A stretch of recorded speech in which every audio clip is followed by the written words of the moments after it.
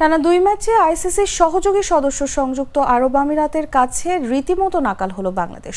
শারজায় শেষ টি-20তে বাংলাদেশকে 7 উইকেট আর 5 বল হাতে রেখে অনায়াসেই হারিয়েছে আরব আমিরাত। সিরিজ জিতেছে 2-1 ব্যবধানে।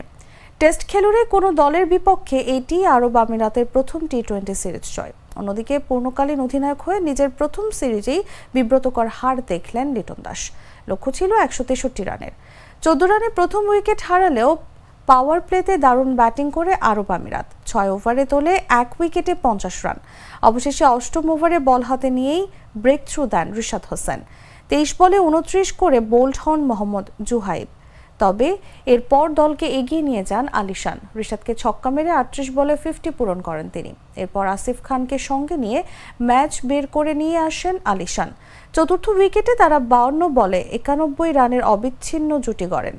আলিশান 47 বলে 68 আর আসিফ 26 বলে 41 রানে অপরাজিত থাকেন।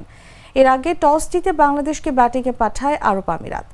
ব্যাটিংয়ে নেমেই বিপদে পড়ে টাইগাররা। 71 রানে 7 উইকেটে 84 রানে নেই 8 উইকেট। সংখ্যা জেগেছিল 100 আগে অল আউট হওয়ার। সেখান থেকে নাটকীয় প্রত্যাবর্তন করে বাংলাদেশ। হাসান মাহমুদকে সঙ্গে নিয়ে 44 রানের দারুণ এক জুটি গড়ে তোলেন জাকের আলী অনিক।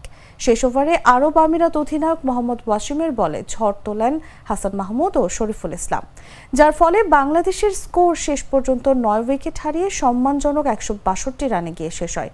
হাসান মাহমুদ 15 বলে 26 এবং 7 বলে 16 রানে অপরাজিত থাকেন শরীফুল ইসলাম।